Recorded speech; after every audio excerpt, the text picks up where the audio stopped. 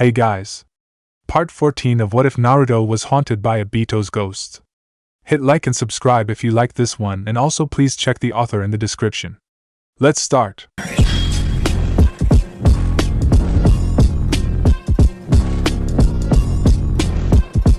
Chapter 63, The Two Meet, The Technique's Completion. Sasuke waved goodbye to Kudamono and Tama.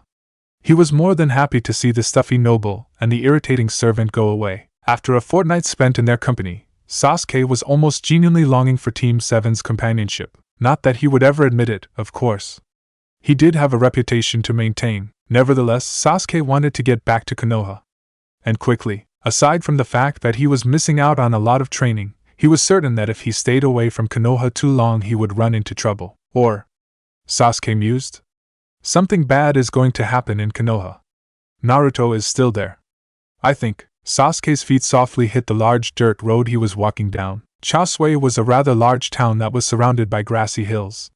Luckily, that meant that Sasuke could spot any shinobi trying to attack him from far away. After all, it wasn't as if anybody would drop down from the sky. Utakata was floating in the air above the hills of the country of Tea. He gently leaned against the wall of the bubble he was in, and stared up at the shimmering thin wall of the bubble. He twirled his pipe around nonchalantly in his hand. Then his eyes widened with slight shock and surprise.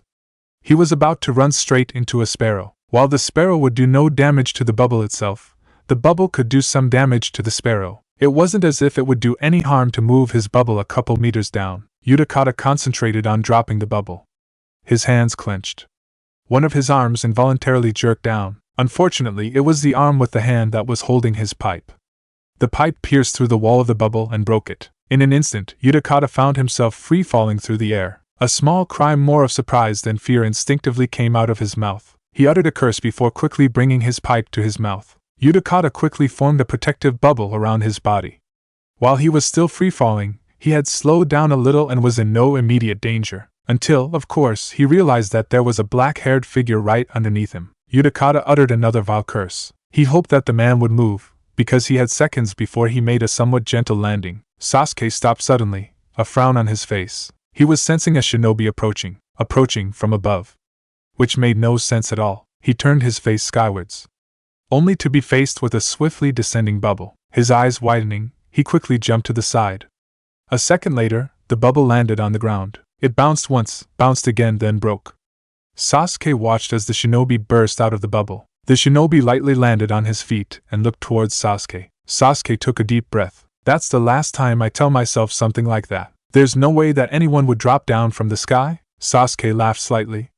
It was a somewhat unhinged laugh. I apologize? The shinobi said hesitantly, staring at Sasuke. The voice cut through Sasuke's minor breakdown. He quickly calmed down and looked over the shinobi. He was a young man wearing a purple-gray kimono. He had pale skin and dark brown hair. Sasuke's eyes narrowed, his hand sneaking into his kunai pouch. Purple kimono, brown hair, mid-20s, in the country of Tea. Sasuke said calmly, pointing his kunai towards the shinobi. Seems suspicious. A brief look of surprise flitted over the shinobi's face. I'm afraid you must be mistaken. What's your name? Sasuke demanded, his eyes narrowing dangerously. My name is Hamatsu, the shinobi said smoothly, without any sign of hesitation. Sasuke realized two problems with his question. 1. The shinobi could easily lie, even though the shinobi, the so-called Hamatsu, seemed to be telling the truth. Or he just could be a good liar. 2. He did not actually know the name of the missing nin that the Kiri hunter nin were hunting. Where's your forehead protector? Sasuke demanded. Hamatsu stayed quiet for a moment, then sighed. Sasuke didn't ask what Hamatsu was sighing about. He merely waited. You shinobi from the big ninja villages assume that all shinobi have to be part of a village. Hamatsu explained. I was individually trained by my master. And where are you going? Sasuke said calmly. He had only a brief description of the missing nin. There was no way that he could know for certain that this was him or not, but he would try his best to see if Hamatsu was the missing nin. I'm heading towards the country of hot springs. Vacation. Hamatsu quickly answered. I see. Sasuke muttered. The point was that the missing nin was from Kiri. He was from Konoha. Konoha and Kiri did have a truce, but he had no true obligation to find a missing nin from Kiri. The truth was that Sasuke was somewhat bored. He would have never bothered with all this otherwise. Fine, Sasuke said. He turned away from Hamatsu. Goodbye. Hamatsu cheerfully waved goodbye and headed in the opposite direction. Wait! Sasuke said loudly. Hamatsu froze. You're going to the country of hot springs. You need to go through the land of fire to get there. Sasuke said calmly. In other words, you should be going the same direction as me. Hamatsu let a scowl appear on his face for a brief moment. Then he turned around with a faux smile on his face. You're completely right, Hamatsu said. His voice was completely blank.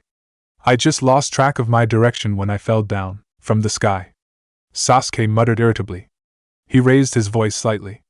So I suppose we're heading in the same direction? Naruto grinned, looking at the trail of destruction that his new technique had left behind. There was a medium-sized clearing that he had newly made. The unique thing about this new clearing was the fact that it wasn't burnt at all. It was just completely clear. The grass had been all stripped away. There was nothing but dirt on the ground. Some of the trees around the clearing had huge craters in their trunks. The grin faded, replaced by a faint smirk that twitched on Naruto's face. Hey Yamato-san, Naruto said cheerfully. Having fun? The only answer was the wind whistling through the trees. Naruto laughed slightly. He flipped around and headed out of the clearing and back towards Konoha. So I suppose we're heading in the same direction? The Konoha shinobi asked mildly. My name is Uchiha Sasuke, by the way. Utakata had a faint frown on his face. He could just reapply his jutsu, but with the Akatsuki and the Kirinin coming after him, he could be seen from kilometers away.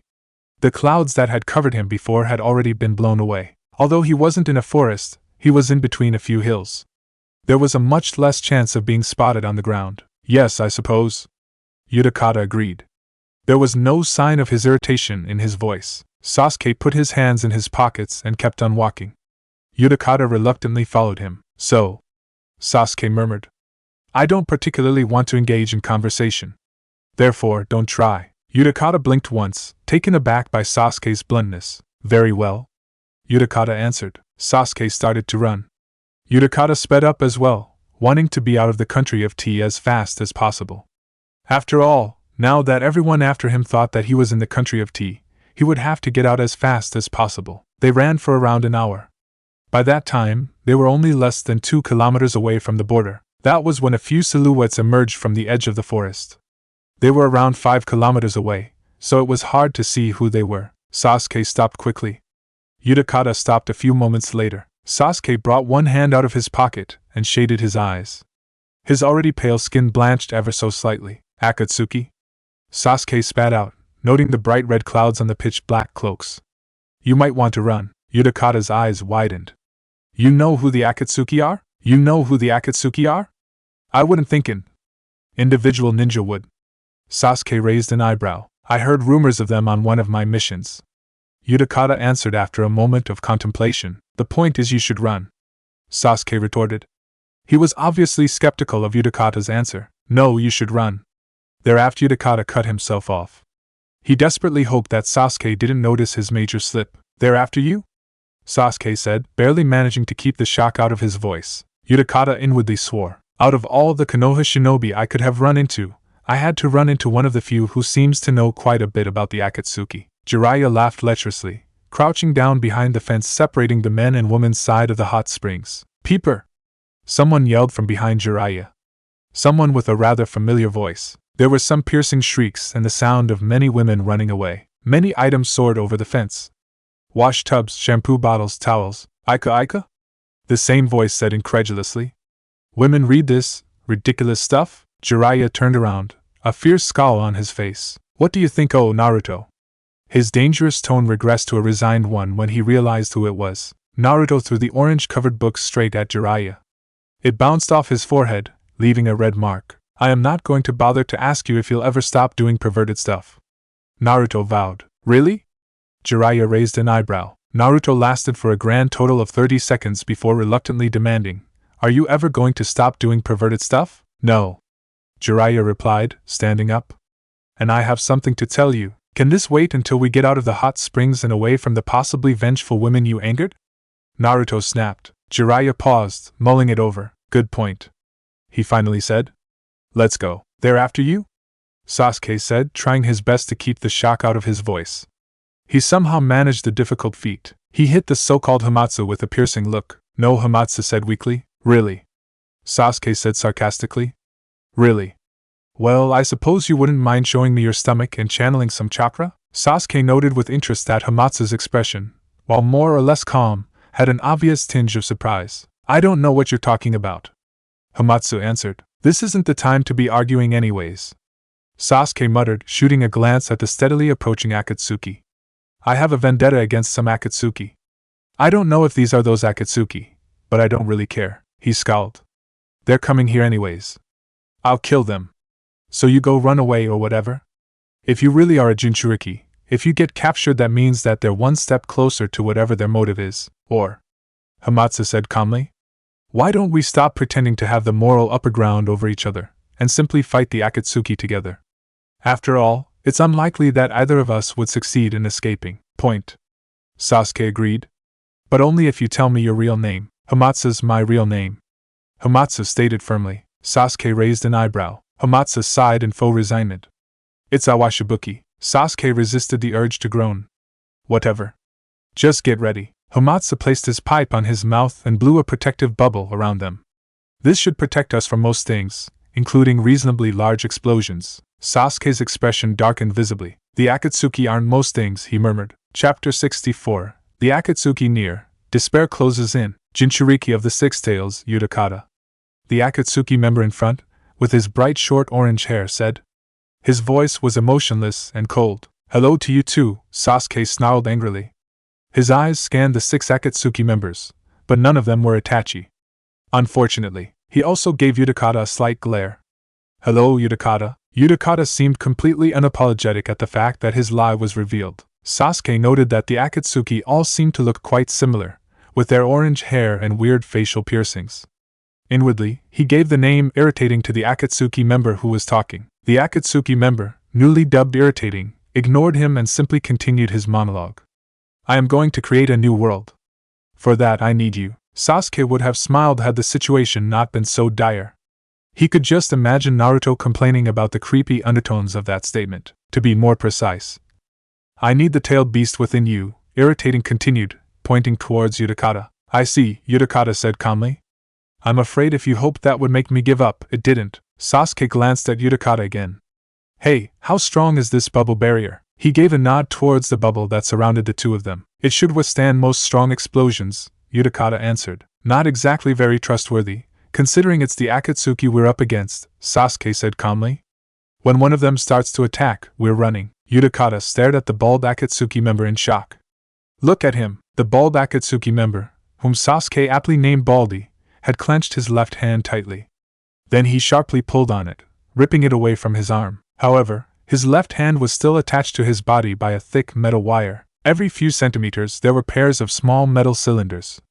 Baldy pointed his arm towards the two of them. Sasuke's eyes locked onto the metal cylinders. He proceeded to swear. Missiles, Sasuke spat. We better scatter. Dozens of missiles flew towards Utakata and Sasuke, bright red fires lighting the ends. Sasuke quickly burst his way out of the bubble. Utakata hesitated for the briefest moment, but jumped out of the way just in time. The missiles flew right between the two of them, and then turned back. They divided themselves into 2 groups, half headed towards Utakata, and half headed towards Sasuke. The reflection of the steadily nearing missiles could be seen in Sasuke's wide, completely shocked eyes. Jiraiya and Naruto were sitting in a room in Naruto's apartment. A cracked wooden table was placed in between them, painted a shade of dirty orange. Jiraiya poked at an unknown fuzzy substance that was stuck on Naruto's wooden chair. What's this? Jiraiya asked, looking at it doubtfully. Well, it's very dangerous, Naruto said sarcastically, pulling out another chair across from Jiraiya.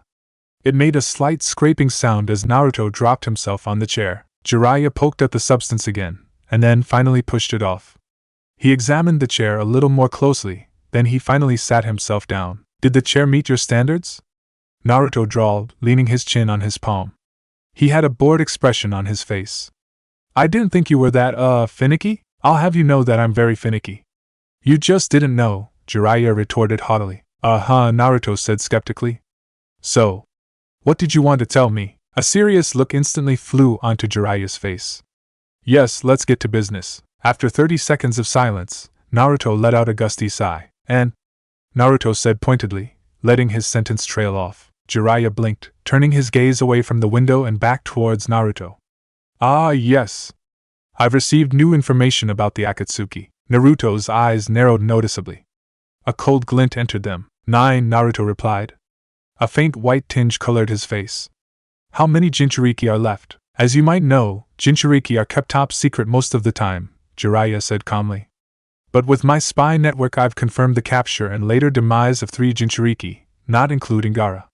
There have been rumors of the Jinchuriki of the Two Tails being captured as well. Well, Gaara survived after all, even though the tailed beast was captured. Naruto added in, trying to be nonchalant despite his obvious shock. Yes. I've gotten confirmation of the capture of the 3 Tails as well, Jiraiya continued. The 3 Tails didn't have a Jinchuriki. How the heck does that work? Naruto asked curiously. I'm a little vague on the details, Jiraiya answered. There was a slightly apologetic tone to his voice. Naruto shrugged, somewhat disappointed. Ah well. It doesn't matter. Yes. Currently, the only confirmed non-captured Jinchuriki are the 6 Tails, the 8 Tails, and you, Jiraiya concluded. Has there been any sign of the Akatsuki in the Land of Fire? Naruto asked sharply. And now we reach the crux of the matter, Jiraiya said seriously. Yes, the Akatsuki have been spotted. 2 groups, in fact. The first, larger group headed over to the country of tea. Naruto got up and started pacing. He couldn't deal with all this for much longer. And the other group? Naruto demanded. They haven't been spotted leaving the Land of Fire, Jiraiya replied, looking towards Naruto with sympathetic eyes. It's uncertain who exactly they are, but they aren't Uchiha Itachi and Hashigaki Kisame. Have they attacked anyone yet? Naruto asked reluctantly. He was almost certain of the answer. No, actually, from what I know, Jiraiya answered. But it's only a matter of time. Naruto bit his lip hard enough to draw blood. The coppery taste filled his mouth. People are going to get killed. Naruto stopped his pacing for a moment to look up towards the ceiling. Because of me. Jiraiya stood up and slammed his hands onto the table. I know. I can't go after them, can I? Naruto asked rhetorically. I realize that people are going to die, indirectly or not, because of me. But I can't keep on thinking about that, or I won't be able to go forwards. Jiraiya visibly deflated as he sat back down. He looked at Naruto with slight pity. As long as you understand, Jiraiya murmured. Anything else to say? Naruto asked. Jiraiya realized that there wasn't really any point in him sitting down a few seconds ago. He stood back up. No. Just make sure that you don't head out of Konoha anytime soon, and be careful. Jiraiya started to head out of the door. I doubt that they would try to attack Konoha, but they might sneak in. Naruto shot Jiraiya a bright grin. Got it, he said cheerfully. Naruto watched Jiraiya walk back down the rickety staircase from his doorway. Then, he returned into his apartment. He promptly grabbed a convenient ink pot and brush. He held the brush in his mouth as he slammed the door shut behind him. I've got my new technique to use on the Akatsuki, but that doesn't mean that it won't hurt to stock up on some custom explosion seals. Utakata told himself that swearing wasn't the answer. Nevertheless, he inwardly swore as he blew many consecutive bubbles to slow down the missiles. The missiles broke through the bubbles with little resistance, much to Utakata's shock and displeasure. He ducked down, the missiles flying over his head. Utakata wished in vain for some convenient trees. However, the forest was still several hundred meters away. There was no way Utakata could reach the forest before the missiles hit him. He jumped up as the missiles returned to attempt to hit him. Utakata brought his pipe to his mouth and blew one more large bubble. The bubble encased the missiles. The skin of the bubble was completely crisscrossed with blue chakra veins. The missiles swiveled around towards Utakata within the bubble, but in that moment, the bubble exploded. Utakata dropped to the ground just in case the missiles weren't destroyed. But somewhat to his amazement, the technique had worked. He stood up, looking around for Sasuke. He saw him 20-odd meters away, apparently already having dealt with the missiles. Utakata decided against going towards him. After all, the Akatsuki could get them both in one swoop if they were together. Duck! A voice snapped. His shinobi instincts kicked in and he dropped to the ground. A metal saw-like weapon flew over his head. Utakata ran back and stared at the bald Akatsuki member in horror. The bald one had taken off his cloak and had revealed that he had 3 faces on his head.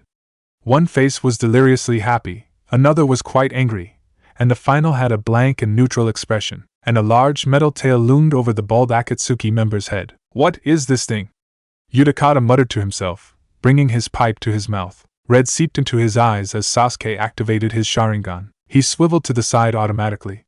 The missiles flew past Sasuke. Sasuke grabbed a kunai and threw it straight towards one of the missiles. It was knocked back easily, which Sasuke more or less expected. It's likely that most of my lower-ranking techniques won't be able to destroy the missiles. The easiest and quickest way to get away from the missiles is the classic get the missiles to explode against something else. But against what? There are no trees nearby. Sasuke's eyes flitted towards the ground. The image of Kakashi briefly floated up into his mind. Of course, Doton, Mogirigaku no Jutsu, Sasuke murmured. Earth style, hiding like a mole technique. Sasuke dropped into the ground. The missiles hit the ground above him, and they exploded. He quickly returned to above ground and dropped into a taijutsu stance. His eyes narrowed. He looked around the clearing urgently. Sasuke's eyes alighted upon Baldy racing towards Utakata. He briefly mused that being bald wasn't exactly the most striking characteristic of the Akatsuki member anymore.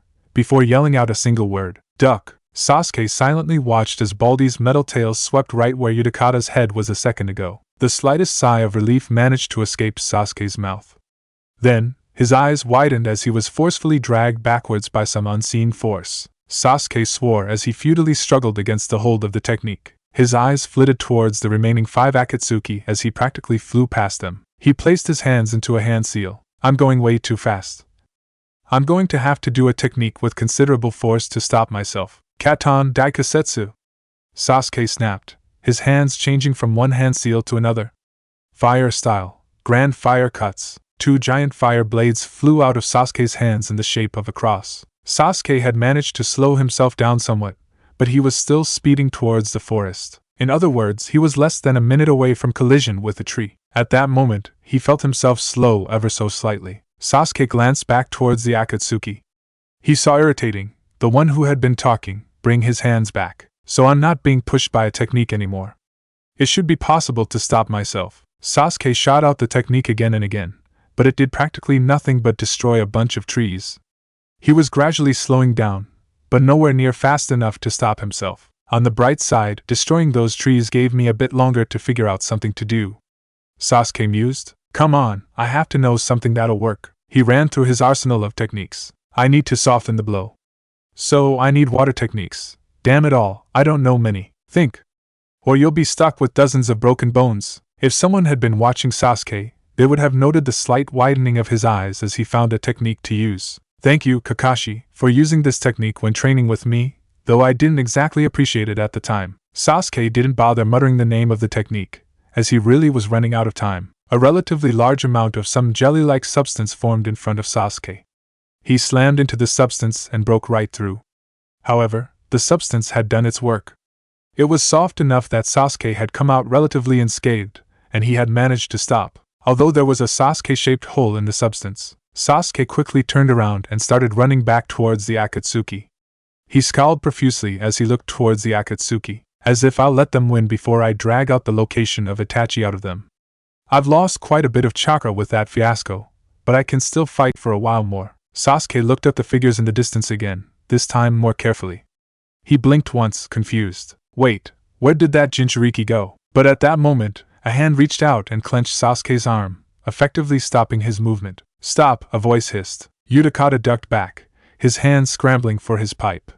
His pipe had fallen to the ground, unluckily, and he had to hurry before that bald, mutant Akatsuki member attacked again. Utakata was lucky that the other Akatsuki members hadn't decided to join it yet, but then again, it was merely a matter of time. If he could barely hold his own against one, then he would have no chance against 2 or more. And that Konoha shinobi, Sasuke, had disappeared off somewhere too. Utakata dreaded to imagine what had happened to him. However, he had more pressing matters at hand at this moment. Namely, trying to survive. Utakata's hand closed around his pipe, and a surge of relief flooded him. He placed the pipe to his mouth and blew. He blew as hard as he could, melding chakra into the bubbles. Dark, ink-filled bubbles filled the air in front of him. They surged towards the bald Akatsuki member, who didn't bother to duck. They completely surrounded the Akatsuki member, and formed a gigantic bubble around him. The bubble gradually filled up with the same dark liquid that was in the other bubbles. After the giant bubble had filled up to the top, the bubble promptly popped with an explosion of black. Utakata waited for the smoke to clear with bated breath. This was one of his strongest techniques, but then again, he was against an Akatsuki member here. They weren't given S ranks for nothing. Finally, the smoke cleared enough for Utakata to see that there was nothing there. He gave a sigh of relief. The technique had worked. Then he felt a jolting pain in his legs. He looked down, not understanding for the longest moment. There were large, bloody cuts all over his legs that weren't there a mere second ago. Suddenly, Utakata realized that his legs couldn't hold him up anymore. Consequently, he fell to the ground and looked right up towards the bald Akatsuki member, who seemed to not have any injuries at all. His eyes widened with shock and despair. His strongest technique had not worked at all. As blood steadily dripped out of his leg wounds, Utakata could start to feel his consciousness drift away. He fought to stay awake, but inevitably, his eyes closed and he fell unconscious. Chapter 65, The End of the Fight. Return to Konoha. Sasuke twisted his neck backwards to glare at whoever had his wrist in a tight grip. His eyes landed on a semi-familiar gray mask. "Hello, Hunter Nin." Sasuke struggled out of the Hunter Nin's grip. He scowled towards the Hunter Nin, and towards the other Hunter Nin behind him. "Now I'll be going." Sasuke felt the telltale sensation of a kunai digging into the back of his neck. He slowly snuck his hand into his kunai pouch. "I'm afraid I can't let you do that," the Hunter Nin said coldly. "You see, that shinobi is a missing Nin from our village. I mentioned him, did I not? And so, it is in our best interests to let him be killed. And having you possibly manage to save him is not exactly a good idea. Unfortunately for you, I hate Akatsuki.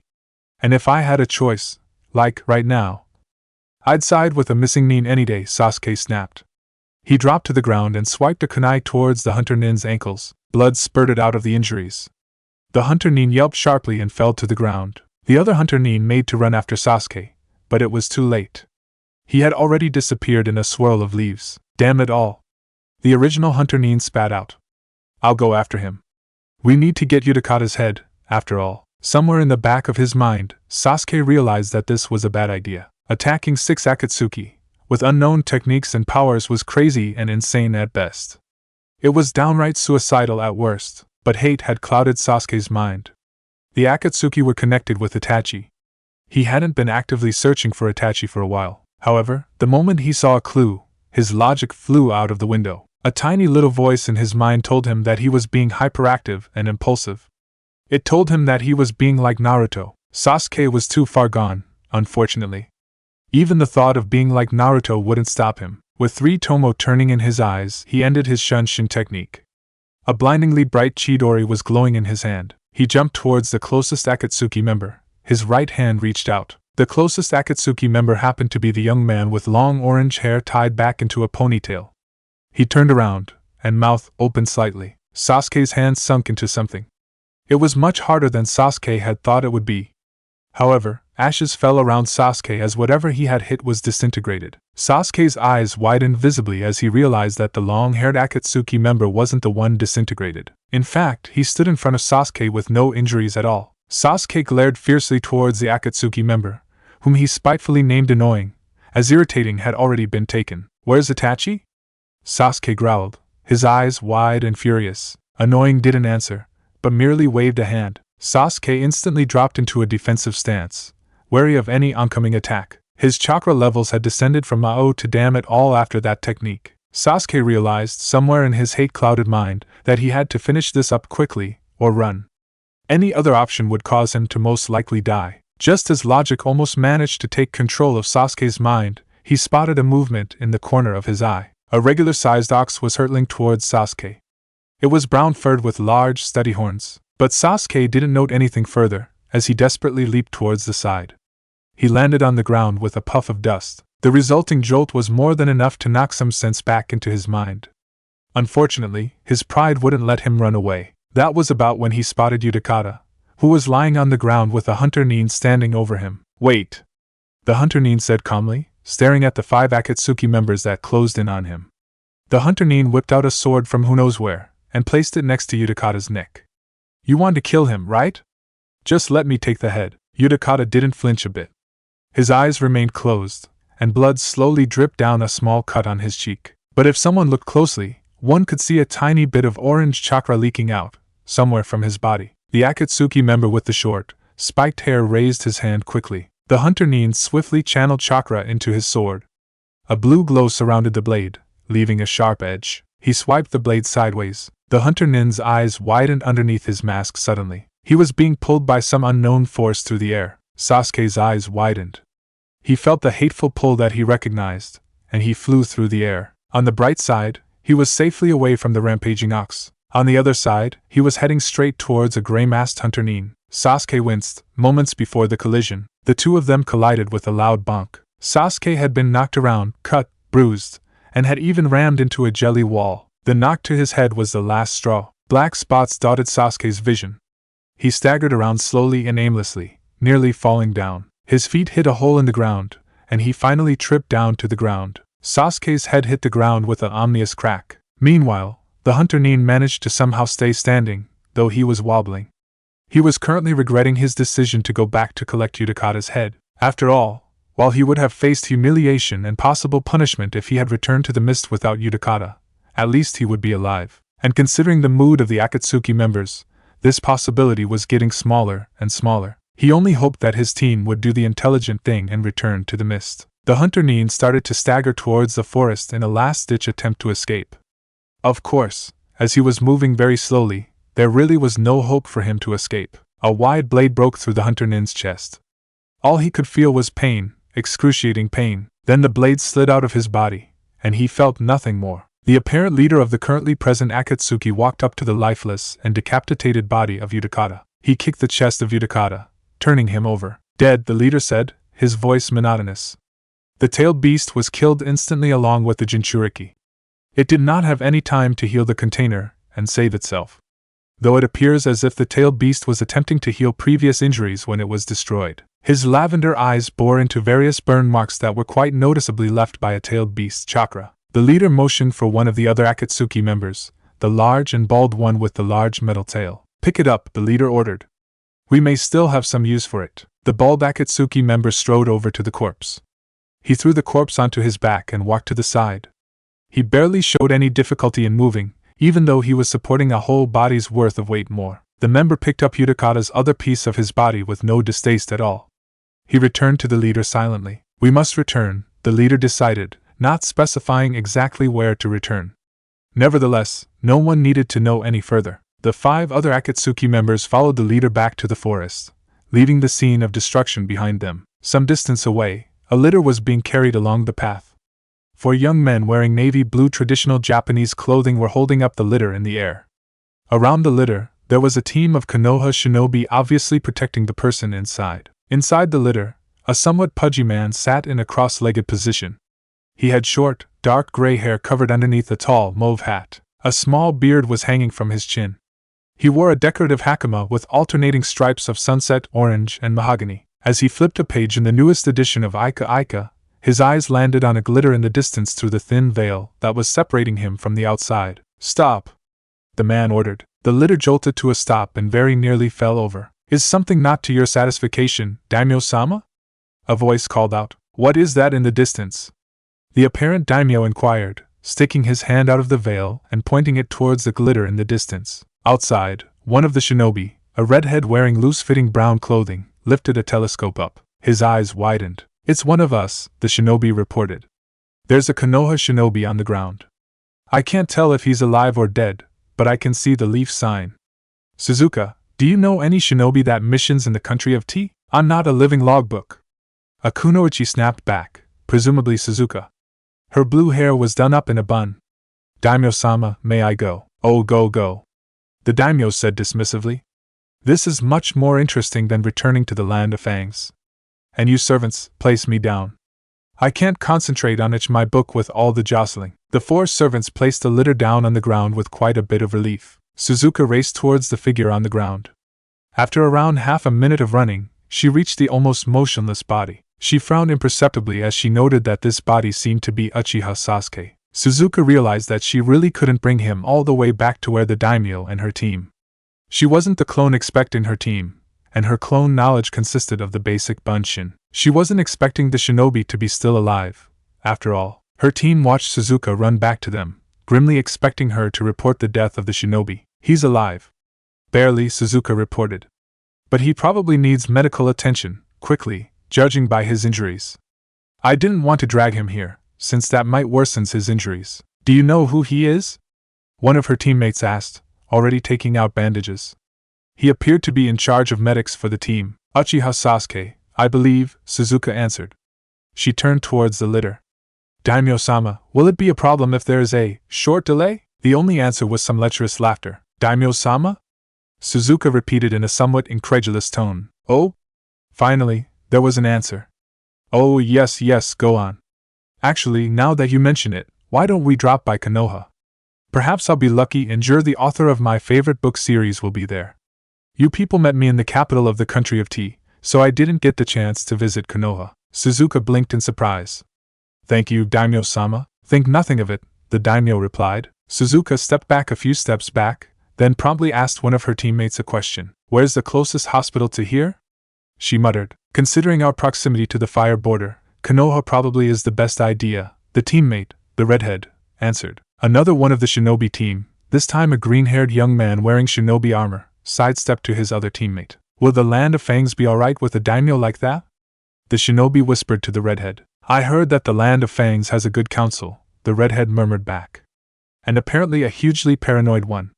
They hired Konoha shinobi to protect the daimyo because of our nice reputation. I knew that reputation would pay off someday, the green-haired one muttered triumphantly. The shinobi with the medical knowledge glared over at the three of them.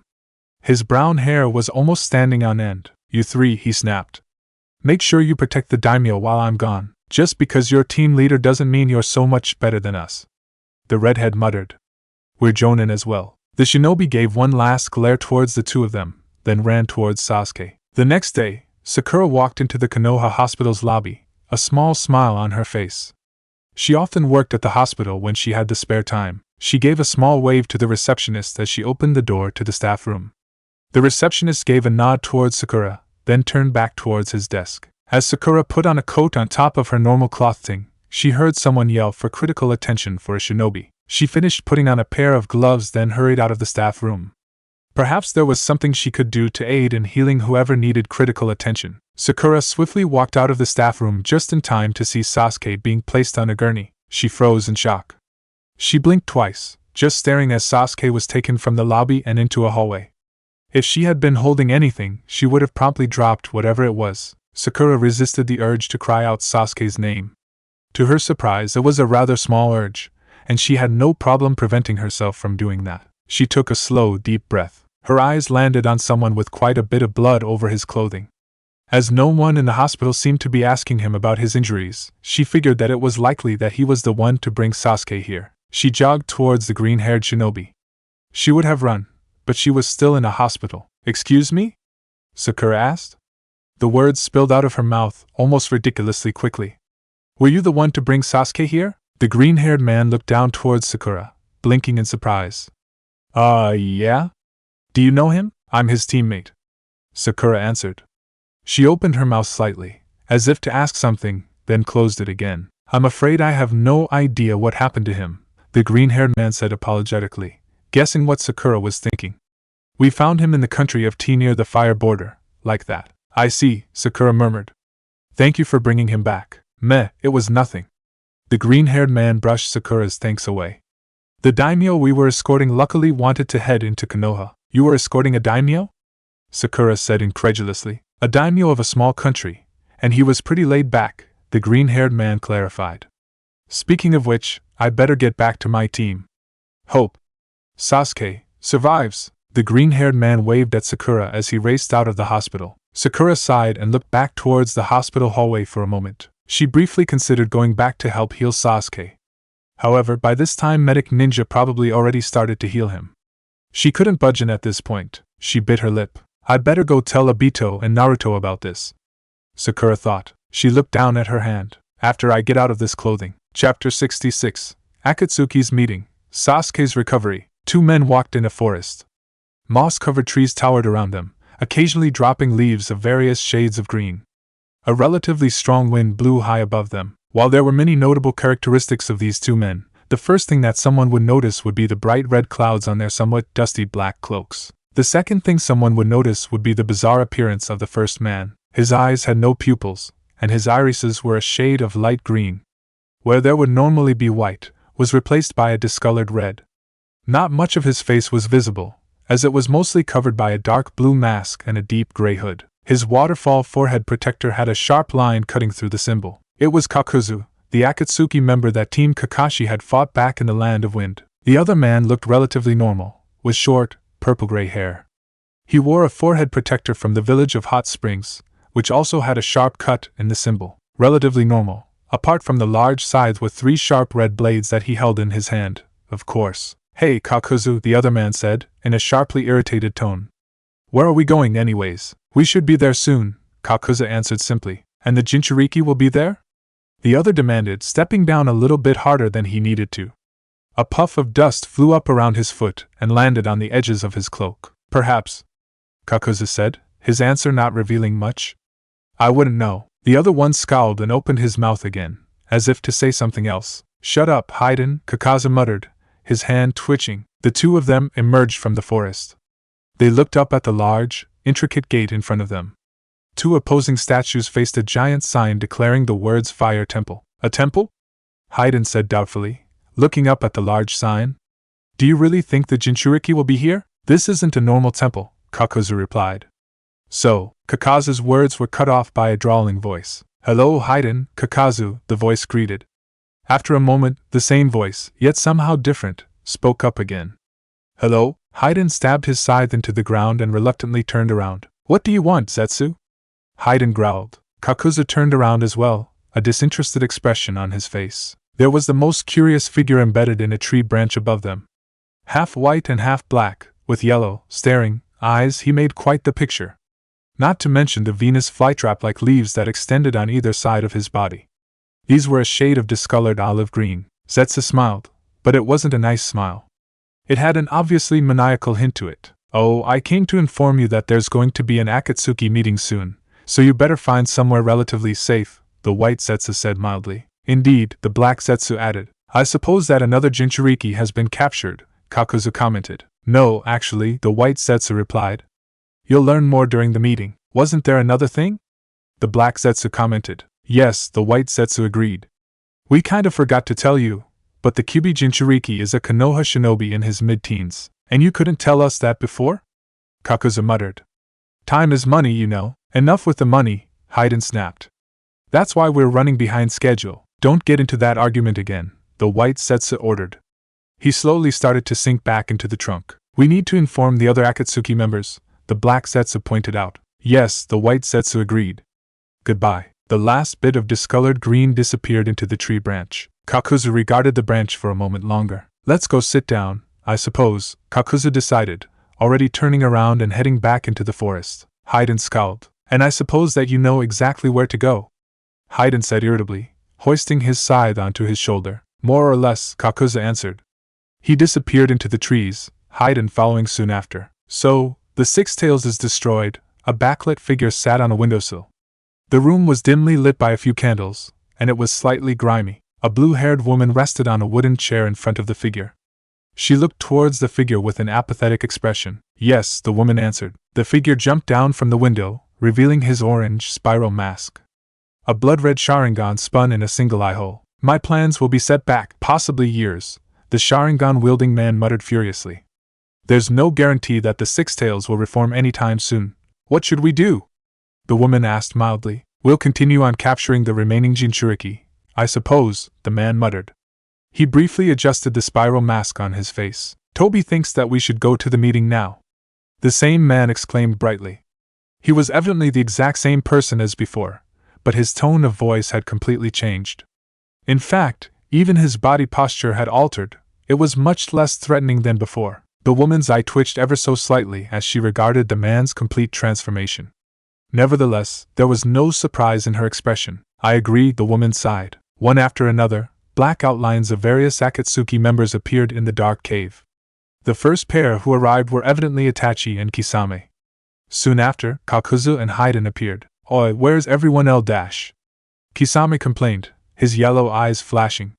He cut himself off as he saw the other Akatsuki members arriving. At the end, there were 8 Akatsuki members in the cave. "Toby wants to know what this meeting is for," the man with the spiral mask exclaimed.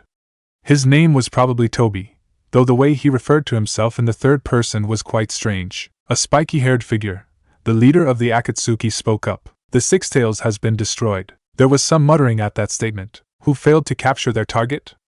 Itachi inquired. "That is not important at this point," the leader said, after a moment of silence. Who is in charge of capturing the 8 tails currently? Kisame and Itachi, correct? Yeah. Kisame answered. Finish capturing it quickly, the leader ordered. Although we cannot collect all tail beasts for an unknown amount of time, once the 6 tails reforms, we will simply have to capture it to have collected them all. I see. And the 9 tails? Haiden and Kakuzu? The leader asked rhetorically. Do the same. Yeah. Haiden said dismissively. Is the meeting over yet? The rest of you, the leader said coldly.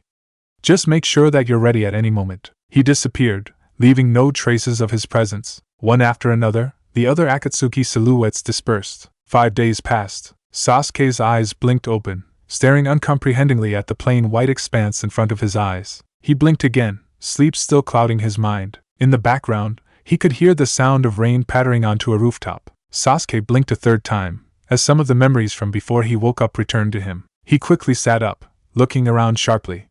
White blankets pulled around his knees, white blankets that Sasuke recognized. This is the hospital, Sasuke mused to himself. His eyes landed on the window. The familiar Konoha landscape assaulted his eyes, although it was a bit blurry from the rain. His hand ran through his hair near his forehead, briefly brushing against the bandage around his head.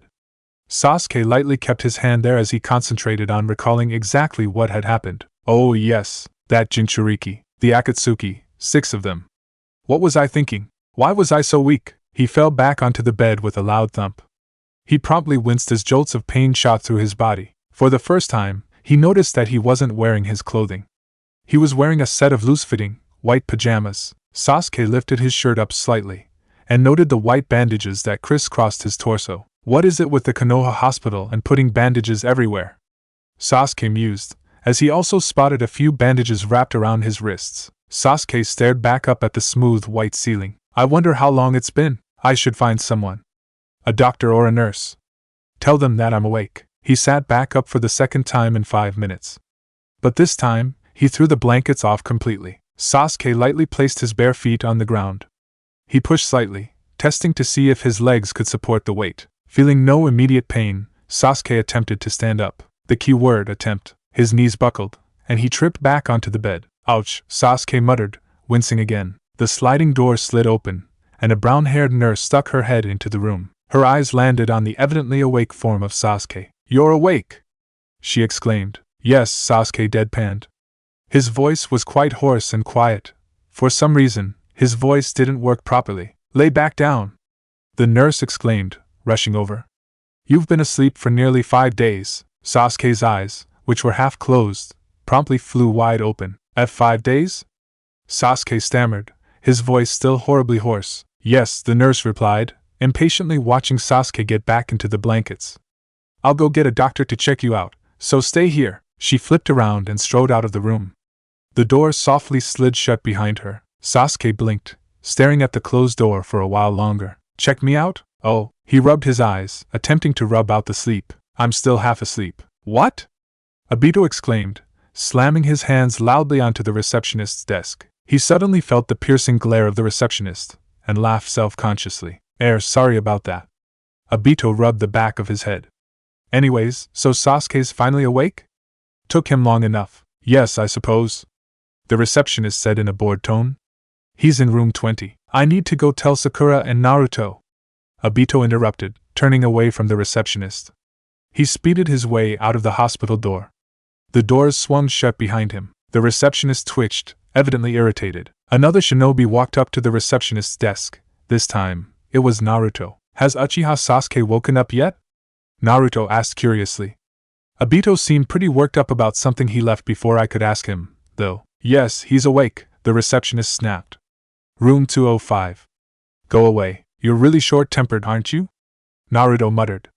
I'm surprised you haven't been fired yet. The receptionist remained blissfully unaware of the insult that had been shot his way. Naruto was just about to climb up the staircase to the 2nd floor when Obito came running in with Sakura. Hey, Naruto! Obito yelled. Obito suddenly got a feeling that quite a lot of people were glaring at him. He laughed self-consciously again. The two of them made their way to Naruto, who was waiting at the foot of the staircase. You could have told me you were going to the hospital, Obito complained, crossing his arms. Sorry. Naruto grinned. Still, you were pretty quick. The 3 of them made their way up the staircase. I was heading towards the hospital anyways, Sakura explained. You told me earlier that you were heading towards the hospital too, so we didn't waste time looking for you, but we might have. Obito muttered in a tone of false irritation. Sasuke, he's alright now, right? Sakura murmured to herself, her eyes clouded. Did you say something, Sakura? Naruto asked, turning back to glance at Sakura. No, Sakura answered quickly. Naruto shrugged. Okay. I must have misheard. It was room 205, right? Obito asked for clarification. Yeah, Naruto answered. The three of them arrived at the second floor and promptly made their way to Sasuke's room. Naruto slid the door open to reveal a doctor in light green clothing sitting next to Sasuke. Brown hair stuck out of the cap on the doctor's head. He finished scribbling down something on the notebook in his hand. He turned around to look at the three shinobi that had entered the room. Oh, hello, he greeted. Are you Uchiha-san's friends? Obito gave the doctor a brief nod. I'm afraid the doctor started to stand up, placing his notebook in a pouch on his belt. Is something wrong with Sasuke? Sakura asked worriedly. She bit her lip tightly. Does he have a permanent injury? Obito asked. I know. Does he have amnesia? Naruto suggested, a grin on his face. My voice is H-horse, idiots, Sasuke said irritably. The doctor smiled lightly. Yes. He should be fine in a couple of days. That's great, Sakura said with evident relief. Her face crumpled, and she quickly brought her hand up to hide her face. That's. I thought. Sasuke. She took a breath to compose herself, and swiped her arm across her face. Sorry, Sakura apologized, red tinging her face. It's fine, Sakura. Naruto grinned brightly. You must have been really worried, and oh, of course you too. Sasuke paused for a moment as he coughed ever so slightly.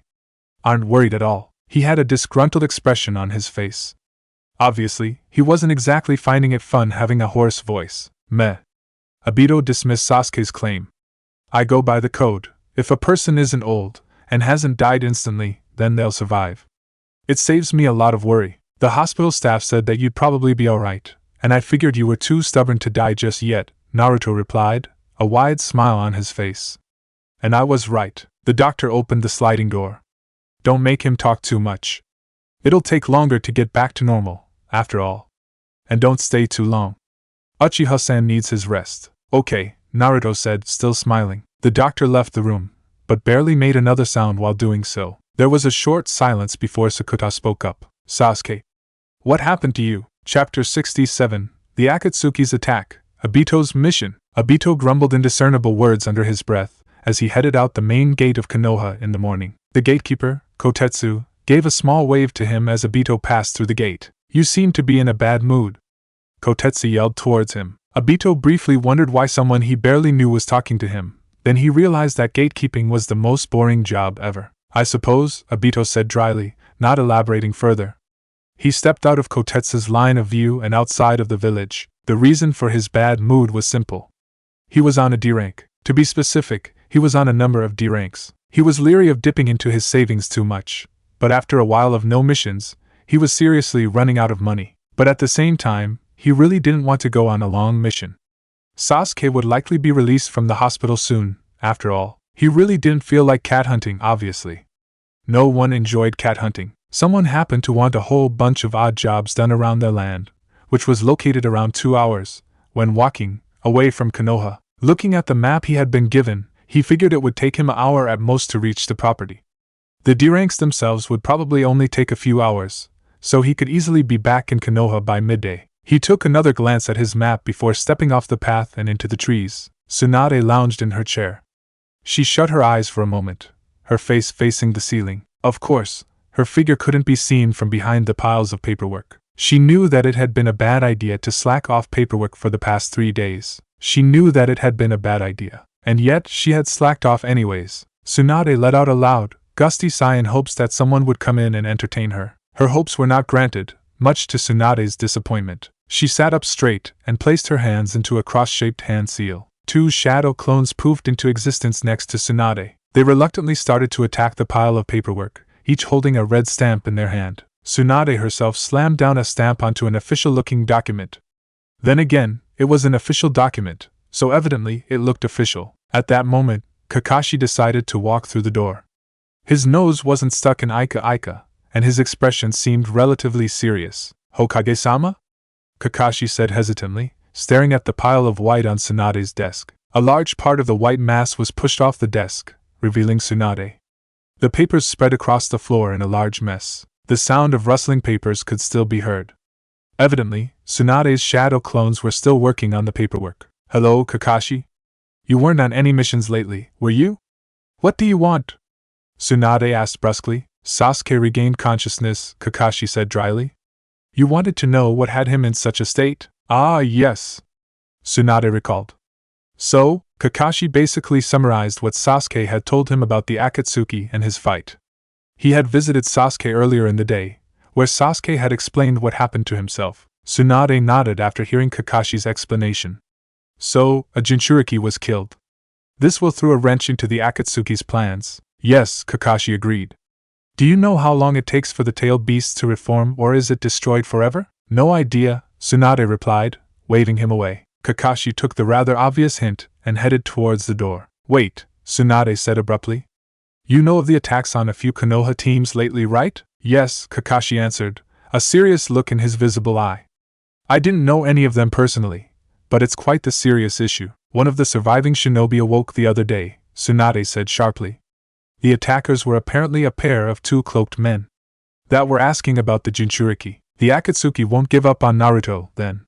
Kakashi merely had a resigned look on his face. I suppose that's to be expected. I just thought you might want to know. Tell Naruto if you want. Tsunade stepped back behind her desk. You can go now. Kakashi gave Tsunade a brief nod before leaving the room. Obito ran his arm over his brow as he looked over his work with a critical eye. After he had arrived at the employer's property, he basically did a bunch of cleaning up. The amount of dust in the house and the surrounding sheds was just ridiculous. He thought that cleaning stuff would be the easiest D-rank ever. Unfortunately, it wasn't. It was already sunset by the time he managed to clean up the area successfully. All he had to report to the employer, and he could leave. A brief chat, and his employer let Obito go. He seemed more or less satisfied with Obito's work. Nevertheless, the sky had changed from the red-orange of early sunset to purple-blue of nightfall. It wasn't as if Obito was afraid of the dark.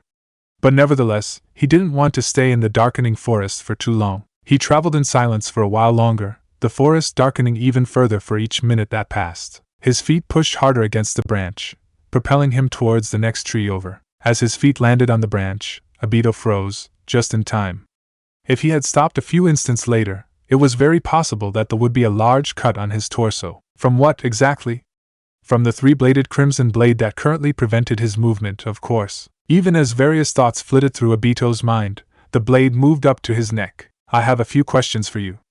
A drawling, male voice said. Obito moved his head to the side, attempting to see his assailant. Stop, the man ordered, touching the blade ever so slightly onto Obito's neck. Don't turn. Obito gulped, his eyes widening. Gee, got it. What do you want to know? Good that you've decided to cooperate, the man said smugly. Now, my question is simple. Who's the Jinchuriki? Obito's eyes instantly narrowed. I'll never tell you anything about Naruto, Obito exclaimed hotly. Seconds later, he realized his mistake. Damn. Obito muttered. You know the Jinchuriki? The man said in a surprised tone. Then his tone darkened. Perfect. Obito ducked down, whipping his foot out to trip his attacker. His foot hit something hard, and he heard a sharp cracking sound. Though he heard a sharp swishing noise above his head, he didn't bother checking to see the blade hit anything. But at the same time, Obito didn't run.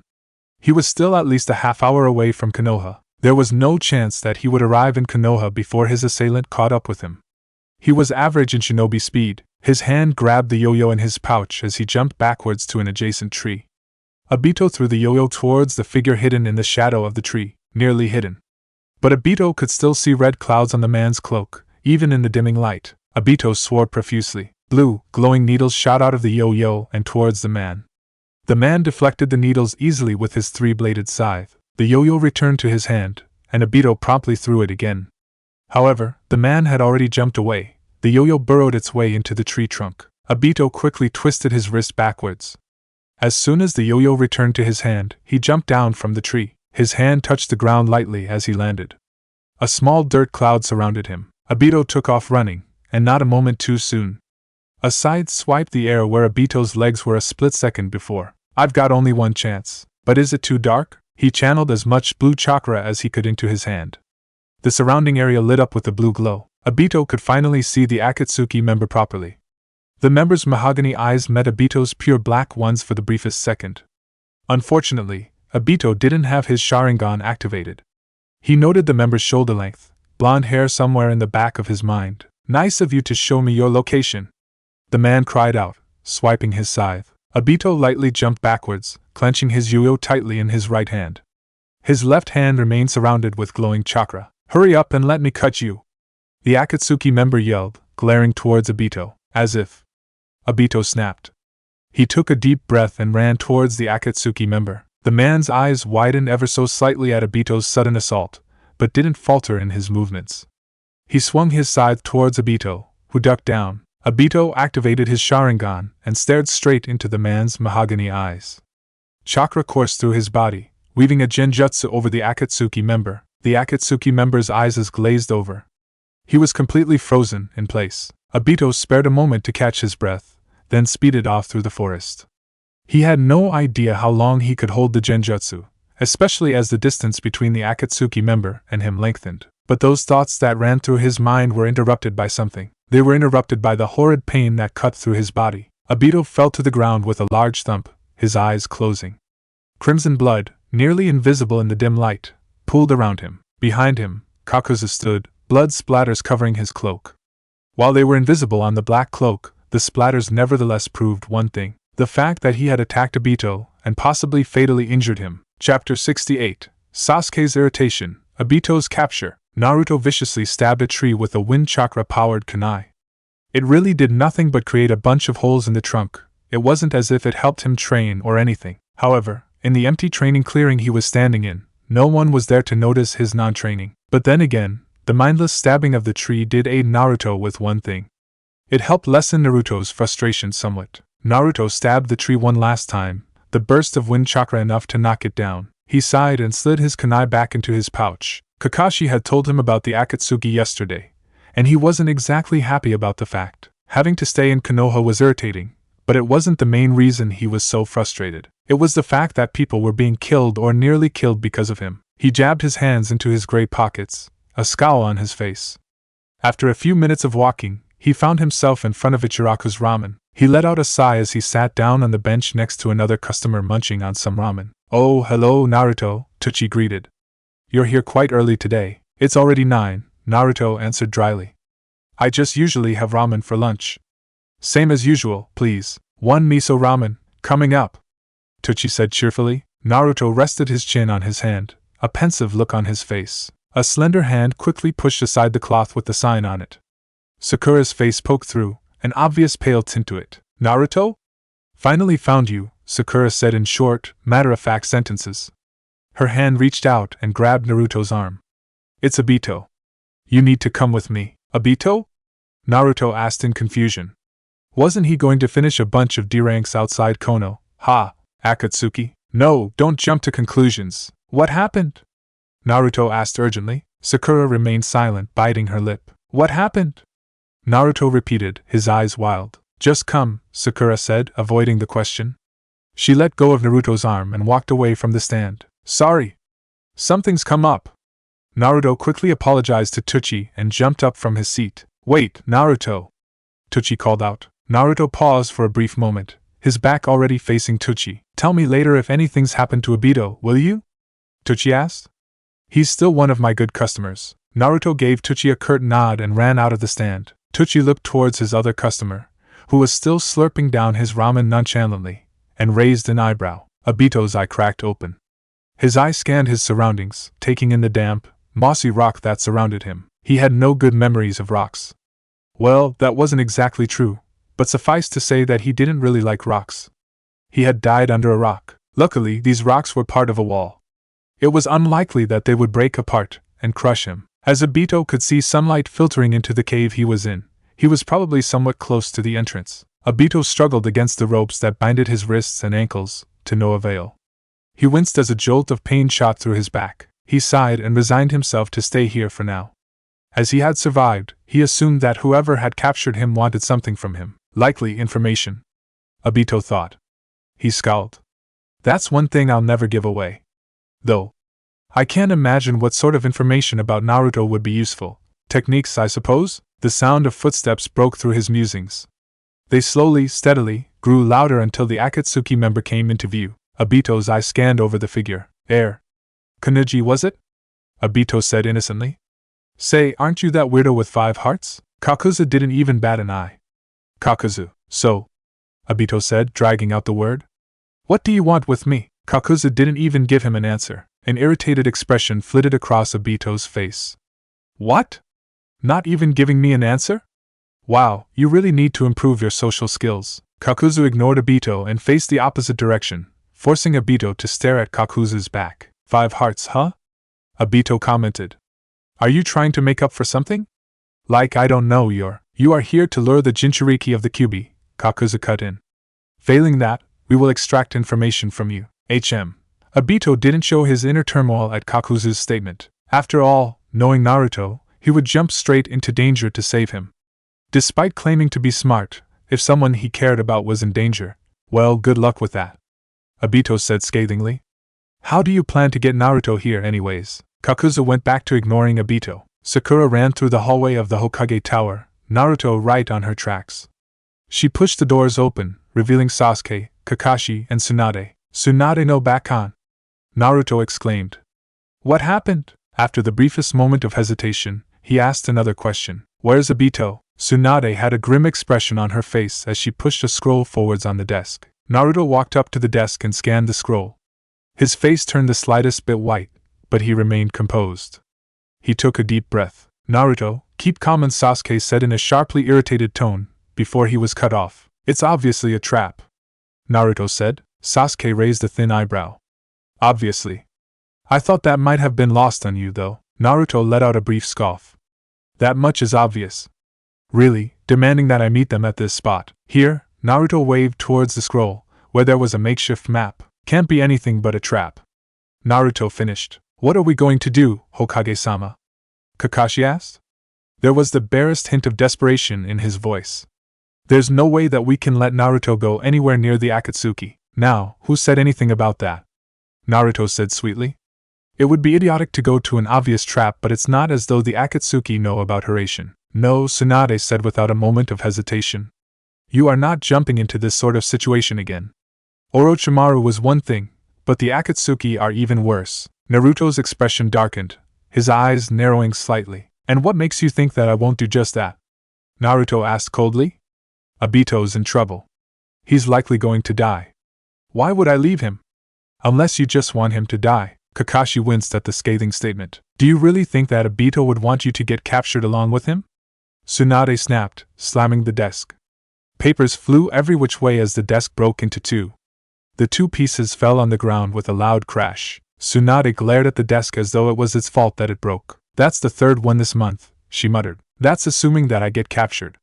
Naruto retorted, pointedly ignoring the broken desk. Sakura, who had been quiet up to this point, finally spoke up. I don't want for Obito-san to die.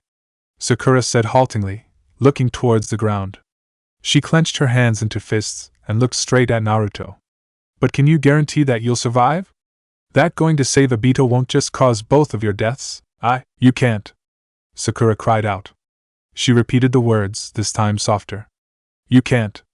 And if I have to pick between both Obito-san dying and both of you dying, a pained expression twisted Naruto's face.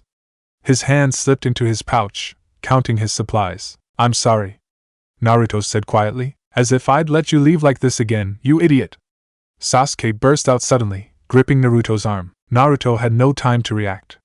The 2 of them disappeared in bright yellow flash. Sasuke and Naruto appeared right on top of Obito's feet. Obito yelped involuntarily, staring at the 2 of them.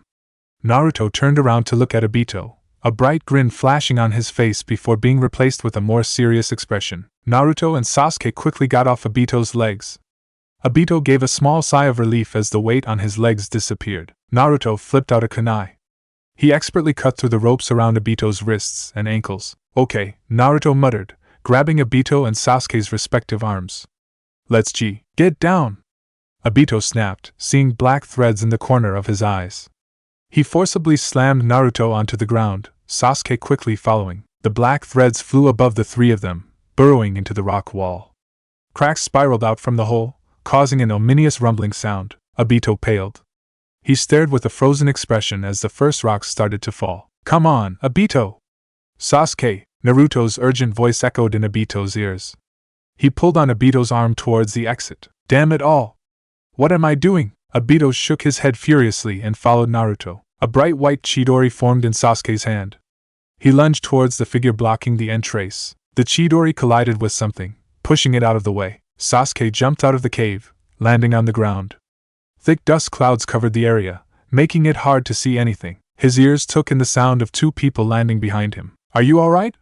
Sasuke demanded, glancing back for a moment before scanning the area for the Akatsuki. "Fine," Naruto answered. Obito merely gave a grunt. "That technique," a voice said from inside the steadily diminishing cloud of dust, "is quite strong.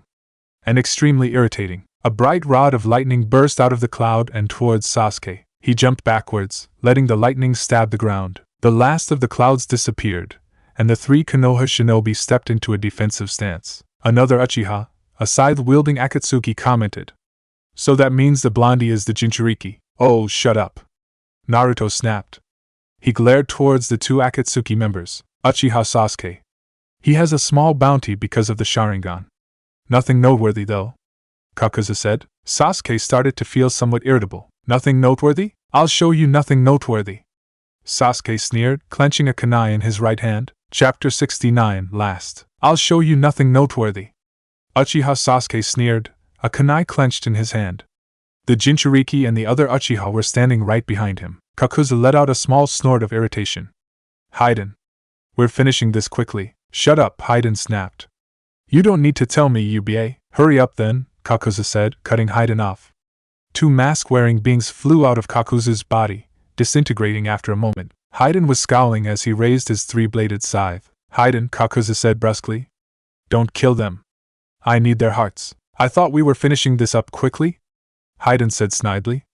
"I'll make sure the Jinchuriki stays alive, obviously, but nothing else." He jumped towards the Konoha shinobi. Meanwhile, black strings flew out of Kakuzu's body and towards Uchiha Sasuke and the other one. Both activating their respective Sharingan, they dodged the strings that came at them one after another. Kakuzu almost smirked. A brief summary of what would have happened. Naruto would have attempted to get to Sasuke and Obito in order to return to Konoha, by using Hiraishin, but the two Akatsuki would have kept them both occupied. Eventually, Naruto would have used his improved Rasengan technique on Haiden and Kakuzu.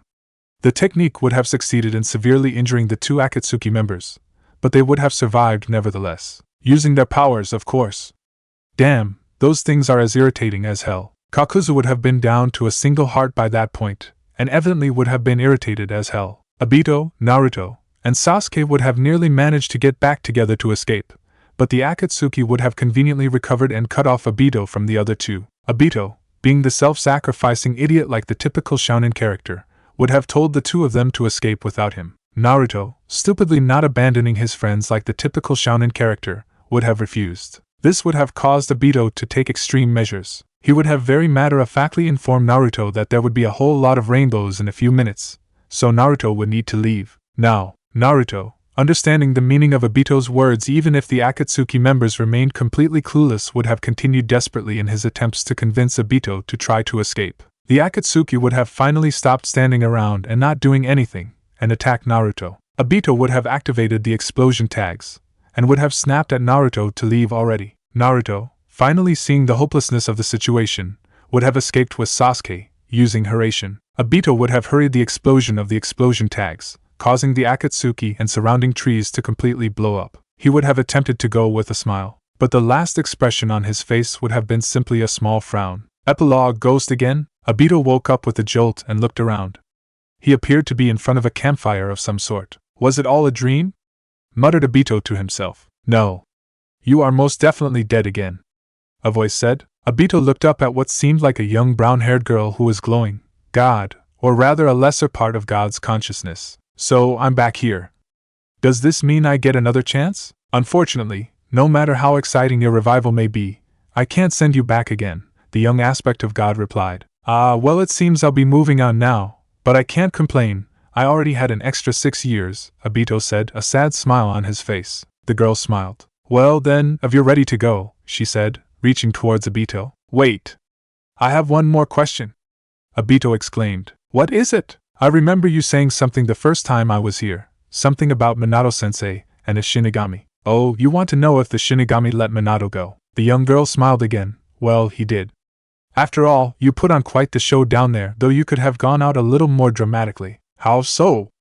Obito asked awkwardly, wondering if his whole rebirth had been nothing more than entertainment for this girl. Well, you could have died with a smile on your face, for one. Hey, I tried, Obito said defensively. It's a lot harder than it looks, you know. Actually, I don't, having never died myself, the girl stated.